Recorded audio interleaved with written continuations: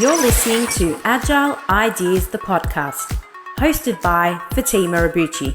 For anyone listening out there not having a good day, please know there is help out there. Hi everyone, and welcome back to another episode of Agile Ideas. I'm Fatima, CEO at Agile Management Office, Mental Health Ambassador, and your host. This podcast is sponsored by Agile Management Office, providing high-impact delivery execution in an agile era for scaling businesses. In today's episode, I am going to be sharing with you a very, very special presentation that I did recently for the PMO Global Awards.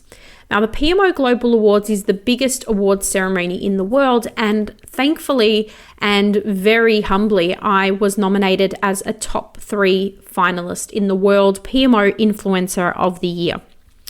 And as part of that nomination, I was requested to provide and submit and be part of the presentation in the form of a keynote.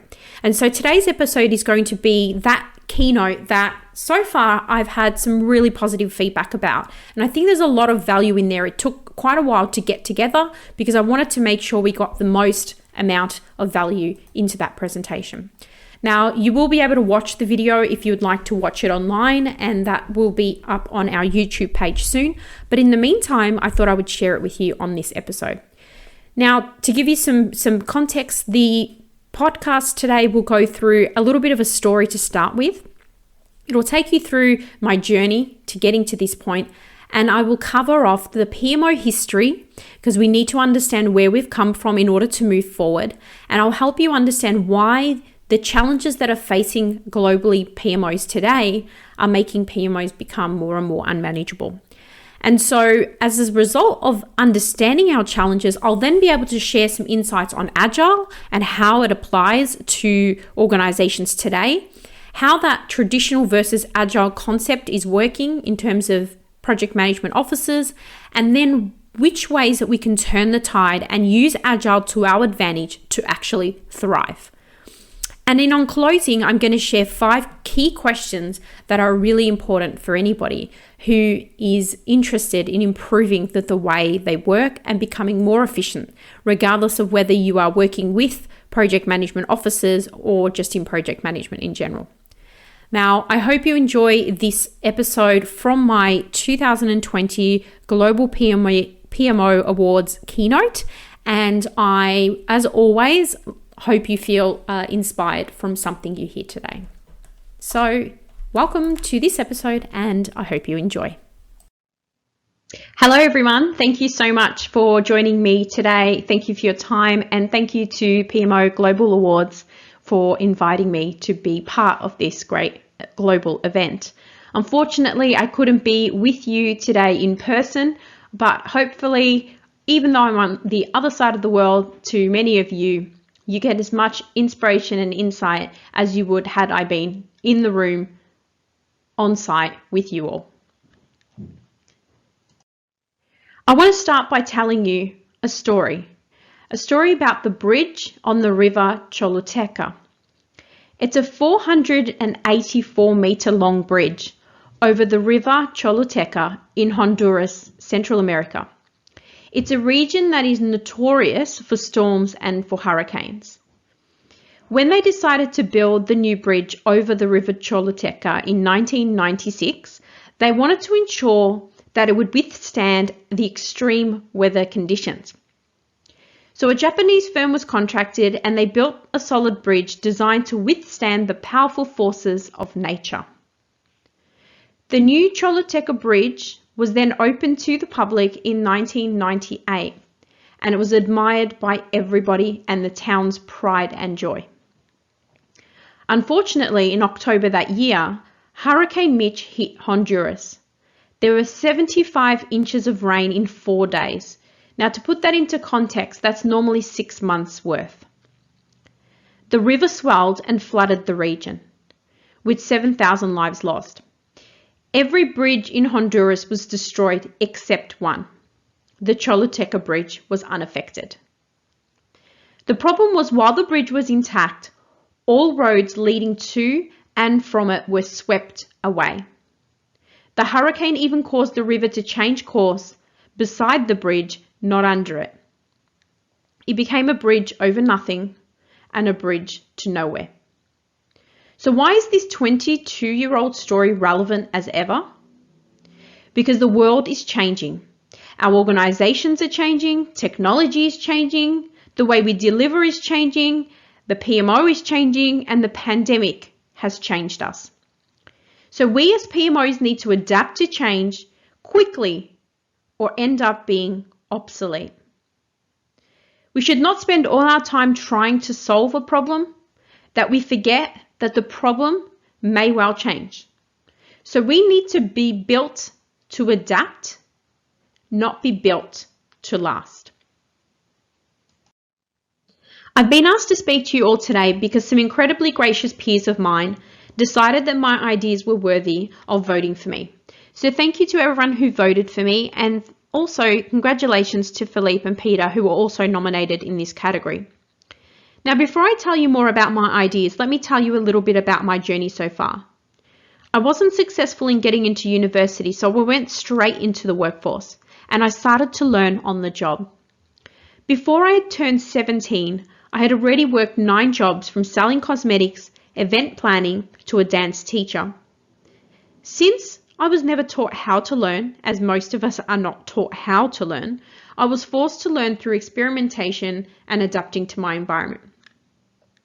And it was 2003 when I fell into project management by accident, which I know many of you can probably relate to. From a very early age, I was always curious, a problem solver, and someone who naturally found ways to be resourceful. For me, I thought the faster I could do something well, the sooner I could learn something new. And so I've spent the last 17 years in corporate working across projects and programs all across the world for over 22 clients across 15 different industries. I started my first business in 2012 and then subsequently set up Agile Management Office, my current business, in 2016. As a result of some very successful programs that I led for a large bank that covered 13 countries in 2015, I decided that that approach that I was taking, which I'll share more about, was something that really warranted expansion and sharing that idea further. And that is why I developed the white paper in 2018. And then I took all of that information and knowledge and I partnered with a university in Denmark who had me speaking there several years prior. It was after that point at the white paper that I decided to research what are the challenges being faced, and I wanted to know whether the challenges I was seeing were similar to those around the world. So as a result of creating that white paper, I spoke to my peers globally and I interviewed people across 7 countries and decided to write the white paper and highlight an approach about how approaching governance in a more of an agile way was necessary. And now with the rise of Agile, it's becoming even more important.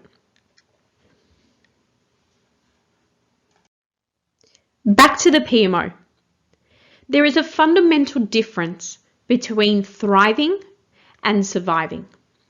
Surviving means to continue to live or exist, while thrive can be defined as to grow or develop well, to prosper or to flourish. Now, whether you choose to survive or thrive is entirely up to you. So what are some of the signs that you're living in survival mode? Have a look at these and see if they are familiar to you. Look at the second last one. Are other people finding ways to go around you? That's project managers and other stakeholders. Remember that bridge where people now are finding ways to go around you? Unlike the bridge on the river Choluteca, I don't just want you to survive. Today I'm going to help you clearly demonstrate your value proposition so that you can not just survive, but also to thrive. We will do so by assessing how we are going in order to really consider how we can change. But first, it's important to understand what are the challenges that have been identified as a result of my recent 12-month research program undertaken with professionals, executives, practitioners, and academics across 7 countries that helped lead to the Global White Paper. But before that, I want to tell you my definition of a thriving PMO. A thriving PMO is one that proactively demonstrates value and is consistently called on not just to solve problems, but deliver insights and guidance, and actively builds relationships, creating advocates as a result. Basically, everything done is with your customers' best interests in mind. Those customers can become your biggest supporters and advocate for you. Now let's go back in time and consider how we can change, but first understanding what it is and where it is that we have come from.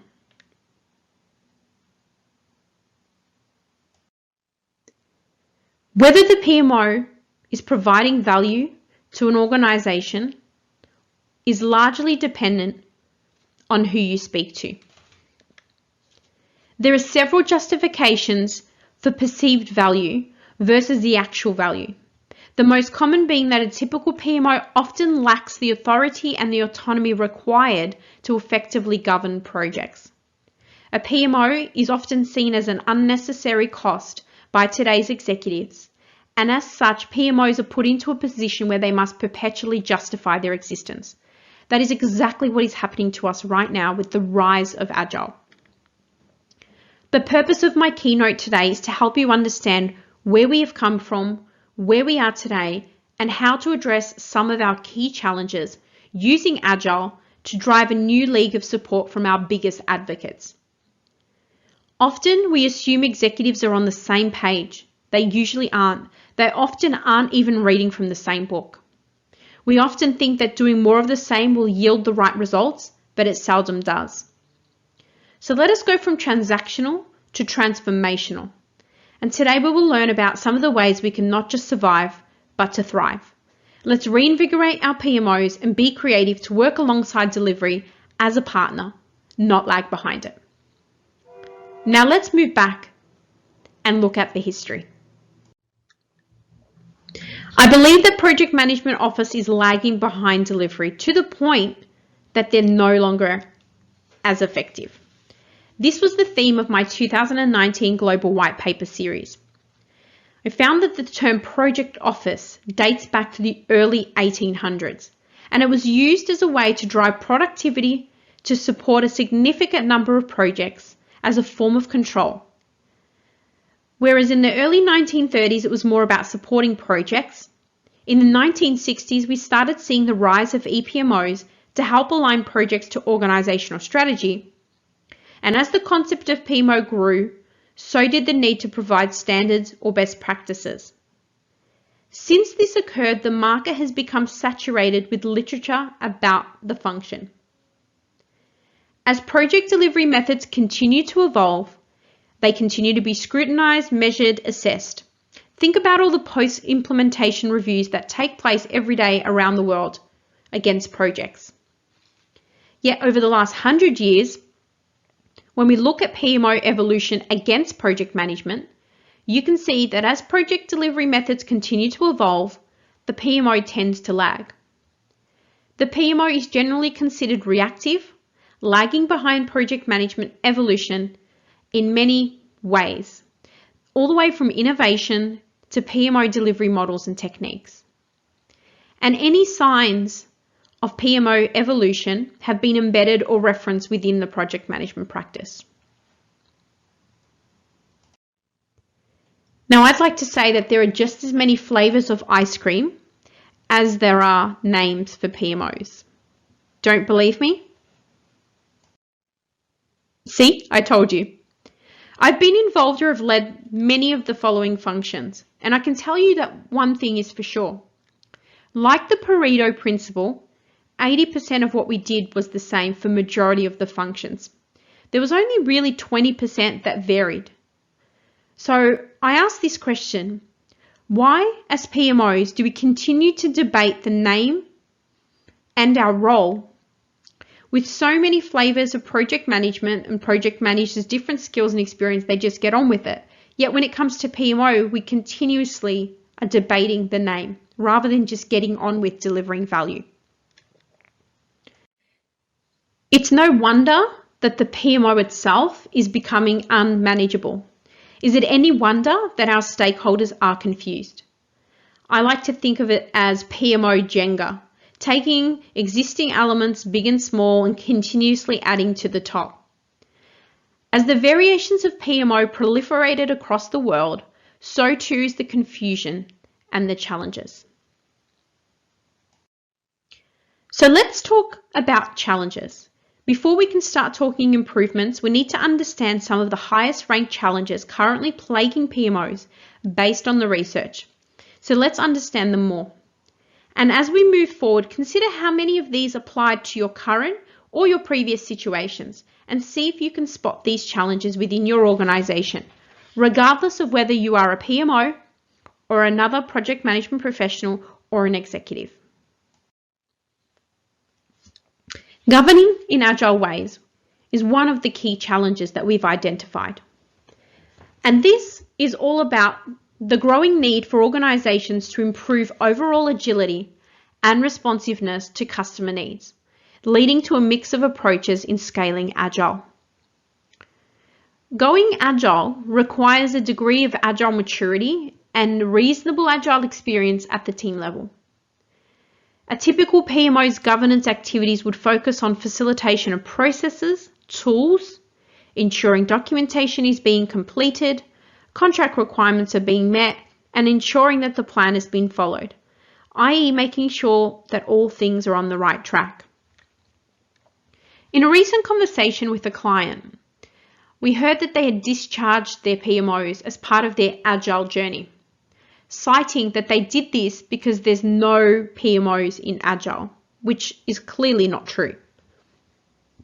Now, adopting an agile delivery model is one thing, but to then drop the ball on good governance is completely another. Whilst the premise of the PMO may not be part of the original Agile Manifesto, it certainly does not replace the need for good governance. The result of discharging their PMOs for this organisation has been an absolute eye-opener, as for them, they've lost the ability to govern their projects adequately. They've not only lost the oversight, but they've also lost the foresight. This has caused confusion, a lack of visibility, resource contention, duplication of effort, and severe impacts to their schedules. Delivery teams are now distracted as they are forced to pick up many of the traditional responsibilities of a PMO, such as management reporting, resource management, and even processing invoices. However, this is often disregarded and project managers become more and more overworked. That's right. So what is happening is PMOs are being discharged, and the project managers are the ones who are suffering. A traditional PMO may not have a place in a traditional agile delivery environment, but there's certainly need for structure, rigor, governance, and some support. Remember, agile has been around for more than 20 years. It's not new. The reason it's becoming more of an issue for PMOs is the obvious disconnect between what the delivery teams need and what the PMOs are actually doing. An increase in new ways of working is leading to new ways of wasting.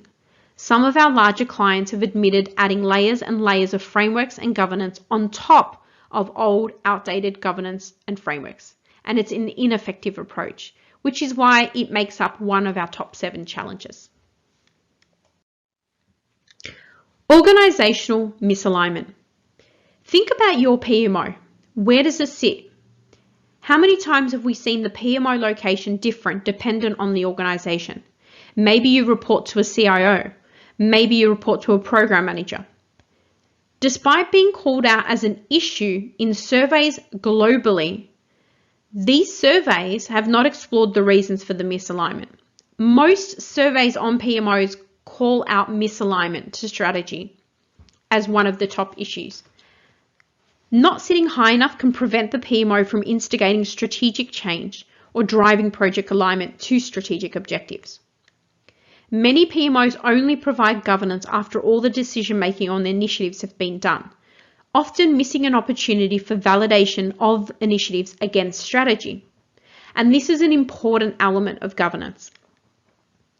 I believe it's about bridging these gaps and looking at the picture of how your governance and your delivery fit together. I was presenting to a group recently and they had over 150 PMO resources in one company, and many of them were working in isolation of each other. Number 3 is stakeholder satisfaction. One of the many reasons for a PMO's establishment is to enhance the satisfaction of stakeholders. This is both up the line and down the line. However, we find that senior management are often significantly unsatisfied with projects after establishing PMOs. There is a lack of understanding inside and outside the PMO, where agreement on how the PMO is run and what it delivers or who it is serving, be it the project managers or executives. Executives often request PMOs but do not support them or back them enough. And number 3, alternative concepts to their PMO are happening because of trauma from unsuccessful attempts in the past, where executives have maybe experienced an unhelpful or ineffective PMO. When undertaking the interviews globally, some of our interviewees admitted that their organizations have created pseudo PMO functions, that is, functions that act, smell, and look like a PMO, just to get around ineffective ones they had within their organization. Number 4 is delivery disconnect. Project managers and delivery teams do not understand the requirement for additional paperwork, arguing that it stifles creativity. PMOs are often seen as the process police, only doing things to appease up-the-line stakeholders rather than support it with core functions that enable a project to be successful. There is often an assumption that when projects are going wrong, that it needs more governance, more reporting, and more layers of bureaucracy. In many organizations, varying methods, practices, tools, and systems are often not integrated across their PMOs. For example, one client that we worked with last year was running projects and had PMOs both in their IT department and then in the group corporate project space. This is a medium-sized company and they were having PMOs run completely in isolation of each other, completely different, basically against each other, which was completely ineffective and caused a lot of frustration, duplication, and rework. Challenge number 5 is around lack of efficiency. The outdated PMO is typically established to align to an organization's delivery methodology. Often, that is waterfall in nature. This assumes that every activity is sequential. The rigidity of the traditional governance waterfall approach inhibits adaptability and flexibility. And PMOs themselves are also working in isolation from one another, meaning more opportunities for inefficiency. They've got limited external support, which inhibits their ability to grow and evolve. And inefficient PMOs means non-PMO teams are absorbing the effort as a result. Remember I was talking about the project managers picking up the slack? Despite establishing enterprise PMOs, which is supposed to be the parent of all PMOs within an organization, many times I've seen that they're just there to serve the executives. So they focus on high-level policy setting, organizational reporting and metrics, etc. Furthermore, the focus is usually limited to the highest priority projects where the rest fly undetected. For example, every time there is a resource change within the PMO, there is a complete reset of processes, with little consideration given to the flow-on effect for delivery teams.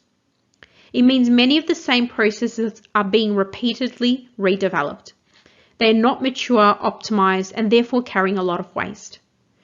For example, one client we were working at, establishing a departmental PMO for them, and then right across the hallway, popping up like a meerkat, was a new PMO. Setting up their own processes, setting up their own tools, and setting up their own techniques.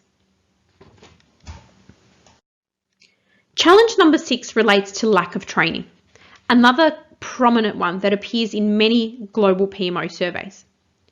So I asked this question: does a lack of training contribute to negative perceptions of the PMO? I think it does. Internal knowledge and learnings are not being harnessed, particularly when organisational PMOs are working against each other. Existing training that does become available internally is often developed with delivery, project management in mind.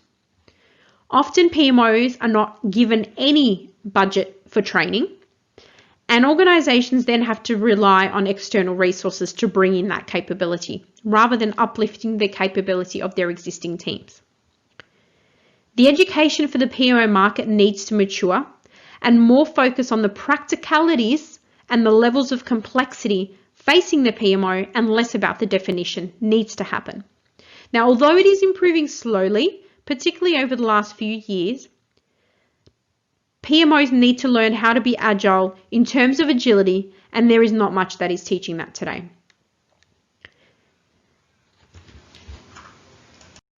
Number 7, the value proposition. If I ask your teams, would they be able to tell me, that is your stakeholders, if I were to come and ask your stakeholders, would they be able to tell me what your value proposition is? If you ask your stakeholders and they can't tell you what your value proposition is, then that means it hasn't been clearly defined for enough impact. Despite best intentions, a PMO is the first to go when cost cutting becomes a priority. This sentiment was agreed by 85% of our survey respondents in 2018. In a KPMG New Zealand project management survey of 2017, they identified that a struggle exists to define the PMO role and to position the PMO for long-term success, and to leverage the PMO to support the organisation in achieving its objectives. I think PMOs struggle to demonstrate their value for several reasons. One of them, lack of strategic backing to influence and significantly improve project outcomes. Often any authority or autonomy is often also overruled. There is often a perception that PMOs are impeding delivery rather than supporting it. There is a lack of definition and clarity of the PMO's role within an organisation. PMOs are often filling gaps in tools and processes as opposed to being responsible for their own transformation.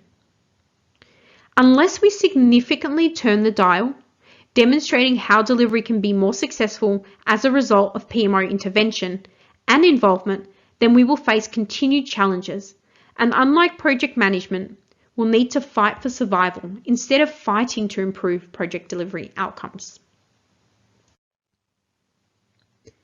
Now let's talk about Agile. Despite being something that has been around for more than 20 years, and I've been saying for the last 5 years that despite Agile delivery becoming the preferred delivery approach of many organisations, that foresight and oversight is still necessary. Let's discuss what Agile really means. Now, when I talk about Agile, there are many differences between being Agile, doing Agile, and applying Agile. One of those ways is Big A Agile, and that is focusing on business agility. That is organisational change. That is the techniques, the tools, the principles, the methods, all of the things that you can learn, experience, and apply when going Agile. Though small A Agile is equally important, and smart organisations do understand this. I believe that small A Agile is just as important as big A Agile. And so you need to make sure that you are allowing for both of these. You can't have one without the other and be effective. So how is Agile being applied today? I really think that for PMOs to really understand how they can evolve and they can thrive using Agile, that we need to understand how it is being applied today. Let's go through a few examples. When we think about company-wide Agile transformations, that is typically a top-down approach, Barclays Bank in the UK comes to mind.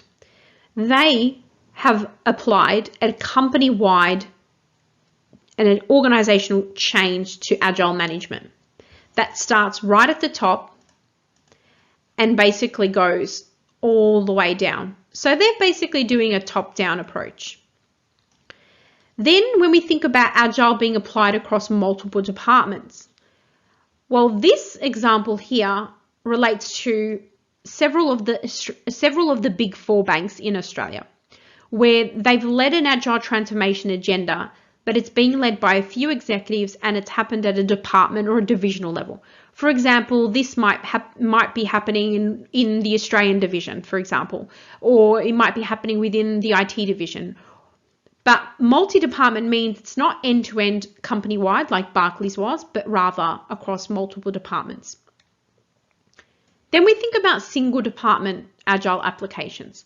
This is where we look at Agile starting to appear in pockets. For example, in one organization, we've seen Agile proliferating out of IT because they've started focusing on Agile in their build and test areas. Within the projects and teams, they focused on Agile in that particular department as opposed to across the rest of the organization. And then when we think about teams, sub-functions, and individuals, this is where there may be a few Agile enthusiasts, not management typically, and are then applying Agile themselves. So here you might see things like Confluence come through. Here you might see some people doing the Agile training. Here you might see sort of incremental elements of Agile. You might see Kanban walls, for example, or Kanban walls rather.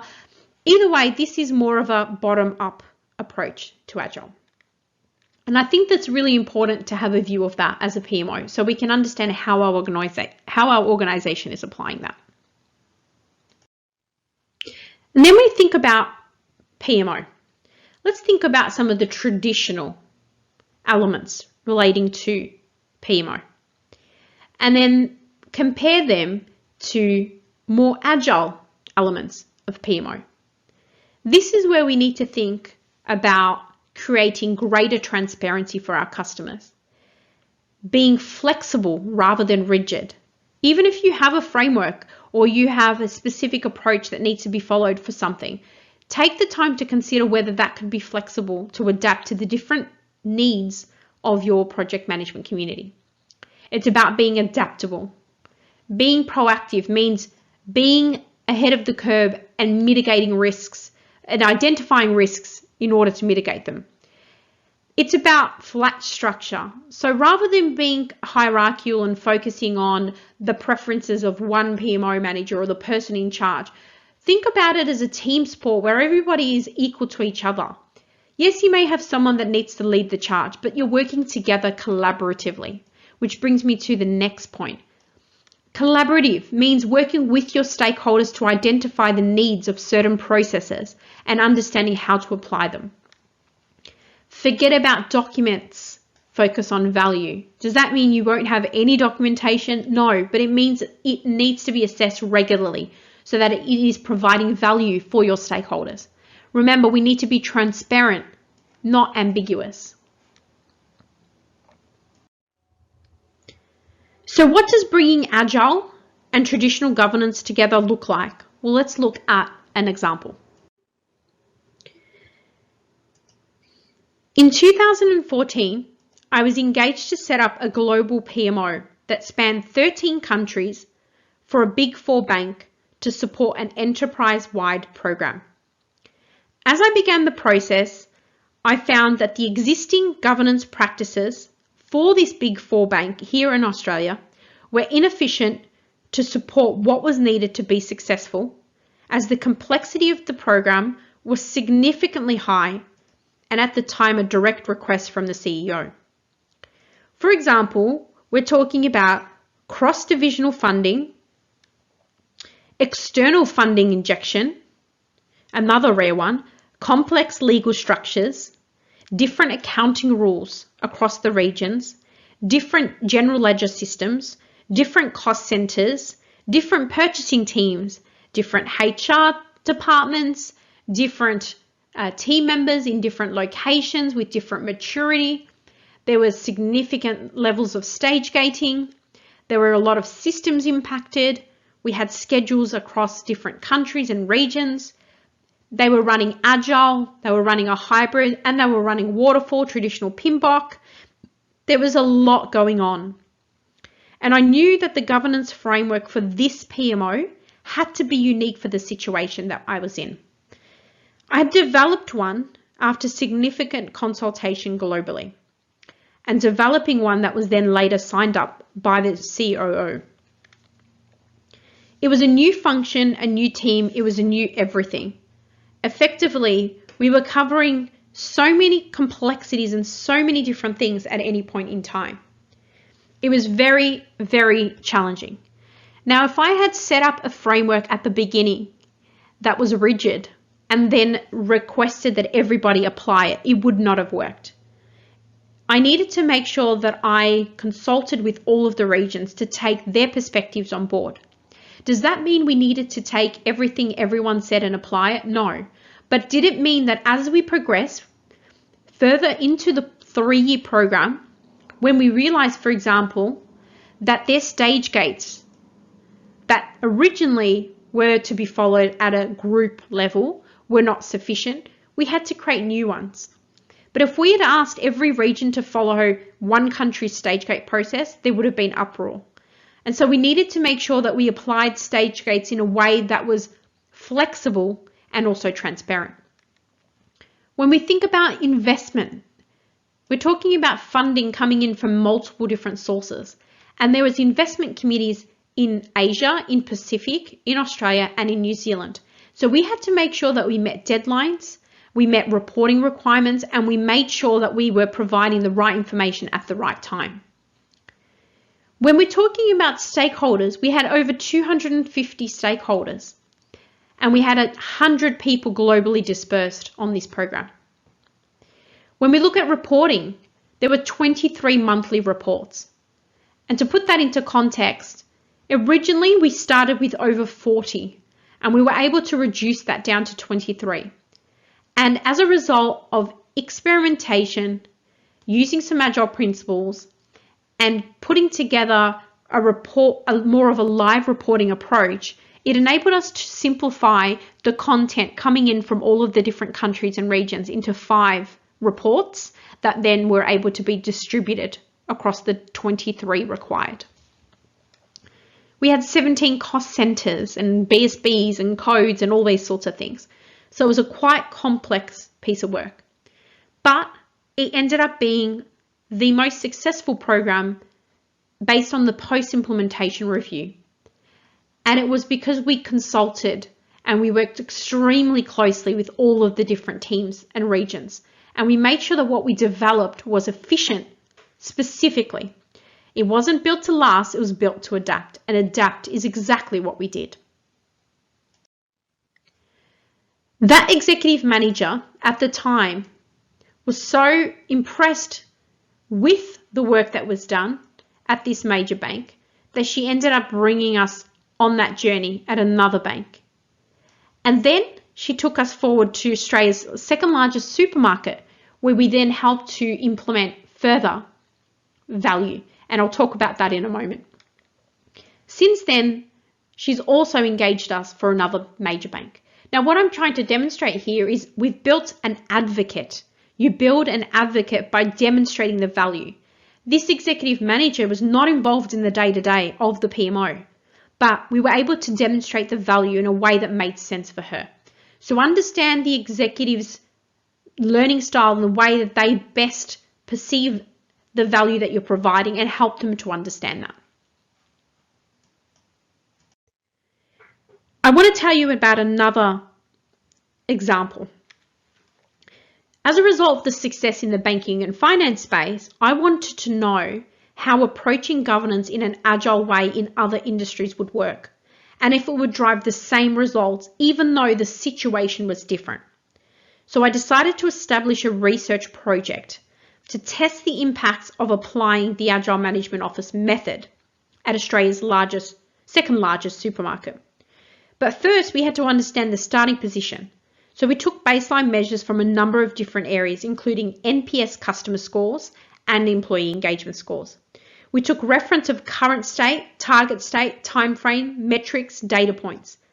Then we used the AMO method and then we established the baseline, and we proceeded to help them to uplift capability, create a framework for change, embed that, and help them to continuously improve.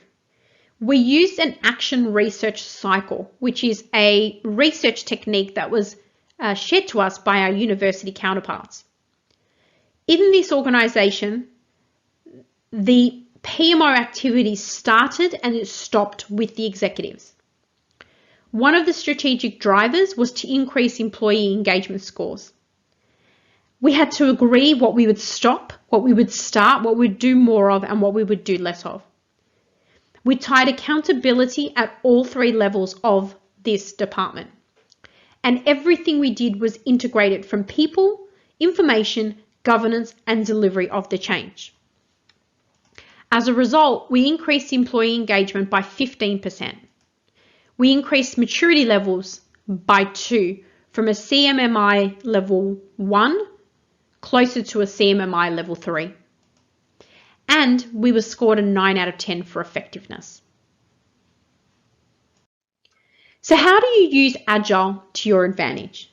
To truly be able to transform, I believe PMOs need to be chameleons and introduce the right tools, processes, capabilities, and mindset that is right for the environment they are in to be successful.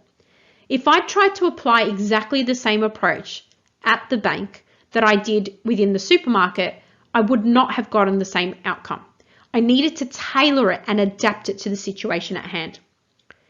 We also assume sometimes that one way is the right way. Yet despite overwhelming evidence, it's clear that for the PMO to be successful, it needs to be a chameleon to its environment, fitting in with the changing environment around them, be it with tools, techniques, technology. We can do this by using Agile principles to address the challenges that we talked about earlier. So we talked about governing in Agile ways as one of the challenges. There's not one company that I've worked with, and there have been more than 20 or 25 to date, that has been completely Agile. Instead, each of them had always had a hybrid model, mixing ways of working to meet their environment. Unless, of course, they're focused completely on traditional waterfall. I believe every PMO should be Agile in terms of agility, to keep up with delivery, but don't run your PMO based on a delivery methodology. Delivery methods are for delivery, not for PMOs. So I recommend understanding your current governance landscape. One government department that we were working with had 36 different touch points. How much do you have? We need to consider the spaces people need to work in, like visual persistence, continuous learning, quick experimentation opportunities. We need to make sure we have digital and analog streams of information and in-person and virtual meetings, obviously pandemic permitting. We need to make sure that the PMO can continue to perform some of the traditional activities that have not changed in many companies, like investment funding or program oversight and reporting, but then do some of those in an agile manner. For example, key Agile mechanisms that can be used to perform these functions might include lightweight business cases, Agile estimating and planning techniques, decentralized decision making, and objective fact-based measures and milestones. When thinking about organizational misalignment, find an executive who will empower you to make positive change, like the one that I found. Understand your organization's strategy and make sure that you are aligned to it. Try to engage yourself from idea rather than after the planning is done. Every function that I've worked in, particularly over the last 10 years, I've always made sure to get involved from the idea stage. Getting involved from the beginning helps you to trace initiatives back to strategy. Understand the governance landscape and select governance methods, tools, and templates that are relevant, not just mandated. And then also make sure that you are leveraging organizational-wide knowledge to your advantage. And you can do that in various ways. Mentoring and coaching, feedback loops, or even bringing all your PMOs together. When thinking about stakeholder awareness, and particularly during this pandemic, my focus would be entirely on rebuilding culture and stability for my stakeholders. People have been through enough, and so there may not be any appetite for change right now. But what we can do is ask our stakeholders and seek feedback from them. Create transparent ways for them to see the progress of their feedback, and then help to drive awareness by creating a way for them to not only share their ideas and insights, but also their challenges and their hurdles. As I said, right now, it's key to provide that stability and reliability because people are going through a lot with this global pandemic. When it comes to delivery disconnect, be agnostic of delivery. I know that sounds really hard or really challenging, that we're supporting delivery, but we have to be agnostic. Well, that's because delivery methods and processes changed with the project managers that are coming in to deliver them a lot of the time. But PMOs need to focus on making sure that their governance is just not following a straight line. There's many assumptions that governance itself is waterfall in nature, but it's not always. So PMOs don't need to follow project methodologies. They need to create their own that is agnostic of what's going on around them. To see things from the project manager's perspective, I recommend being part of a project. That'll help you refocus and redesign what it is that is necessary.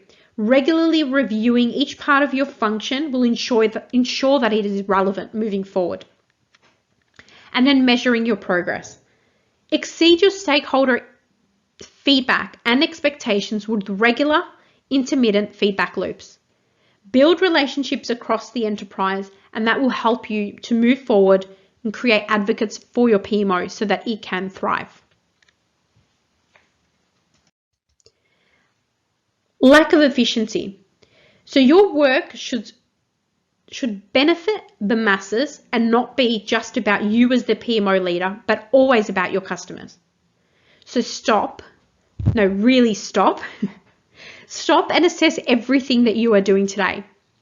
Review every process, understand its current state, identify where it starts and ends, review who it benefits, understand the touch points, understand the inputs and the outputs. Ask yourself, does this process solely fit within your project, program, or portfolio? Or maybe it's something that aligns to organizational policies and procedures. And develop a people, tools, process, and capability inventory to make sure that you are remaining efficient. Lack of training. According to a PMI study, they call the top skills that are being sought as agile, lean, digital, and innovation. For PMO, I believe they are innovative mindset, agility and adaptability, digital delivery, collaboration and communication, data knowledge and management. I think the PMO training market, as I mentioned earlier, needs to mature, and we need to focus on the practicalities. For now, as a professional, I recommend using the 70-20-10 rule. That is 70% of your time is experimental learning by embracing new and challenging experiences on the job. 20% of formal learning through courses, classes, training programs, and events like this. And 10% of social learning through communities, networks, coaching, mentoring, or meetups, for example. Knowing all of this, it'll help us to uplift our capabilities. Value proposition. Good PMOs are not lucky. They're proactive and purposefully co-designing beautiful solutions. So don't set up a PMO until you've understood its purpose and you documented it and you've socialized it. Don't establish processes without consulting your customers, and make sure that you invite your customers to go with you and co-design solutions that actually work. Remember, people aren't mind readers. They are often too busy. So if you don't proactively demonstrate your value, then you will be lost and you will be forgotten. You may just be surviving. And make sure that you also identify the value that you add and test and measure it. To be truly able to transform, PMOs need to be chameleons, as I mentioned before. We also need to think about governance and agile, that it's about putting agile in governance, not governance into agile. I want you to think about these 5 questions as a key takeaway of today's session. I want you to think about what old processes don't offer you actionable insights right now that are going to help you improve your PMO and its service offering. If you've got processes for process sake, you need to really assess how much time they're taking and whether or not they're going to be able to add any value. And if you're not able to have actionable insights as a result, then maybe it's time for that process to go. Which takes me to my next point. What should you start doing, stop doing, do more, and do less of? Something I learned from entrepreneur Steve Gloveski. Number 3, how can you get twice the results with half the effort? Through efficiency gains. Think about that. Number 4, what capabilities are holding you back? And if you're part of a bigger PMO, what capabilities are holding your PMO back? What capabilities are you missing? And what capabilities do you need to bring in? And number 5, what are the smallest steps that you can take now to increase your PMO fitness so that you can be more agile? Now, we need to understand what our challenges are and where we are today. We need to be fit. We need to embrace agility in a way that helps us to experiment, and we need to listen and learn from our stakeholders. One of the most important metrics is and will always be stakeholder satisfaction. And the pandemic just amplifies this because of the challenging time that everyone is faced with. There are things we need to focus on now like culture, engagement, responsiveness, and satisfaction. The PMO focus is now more than ever on providing stability and reliability. And the way to measure this is through conversations with our stakeholders. So let us not fear failure, let us disrupt and drive value. And remember, use Agile responsibly. Thank you so much for joining me today. I really appreciated your time and your attention. And I hope that you've found some inspiration. For more inspiration, you can go to any of the links on your screen. You can join my free meetup and get more insights, learnings, and also opportunities to break down the capabilities and learn more about those. You can listen to the Agile Ideas podcast.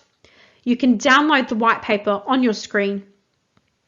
And also, I have some upcoming workshops that I welcome you to be part of. Again, follow the link on your screen.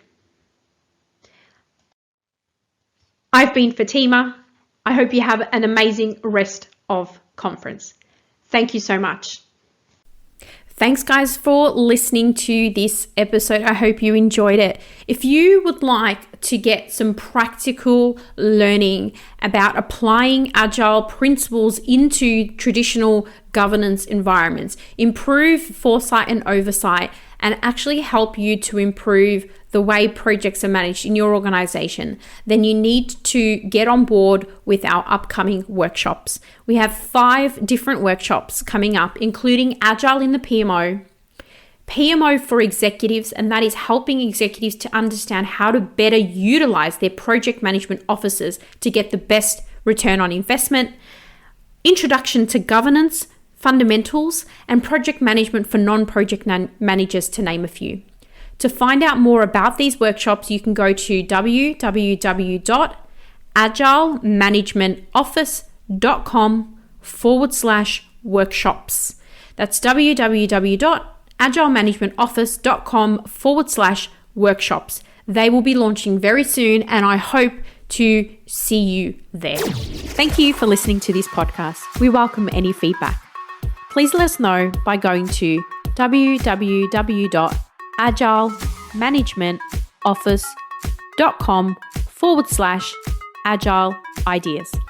You can also find us on most social media channels by searching Agile Ideas or follow me on LinkedIn. Thank you for listening. Please share or rate this if you enjoyed it. I hope you've been able to learn, feel, think, or be inspired today. Until next time, what's your Agile idea?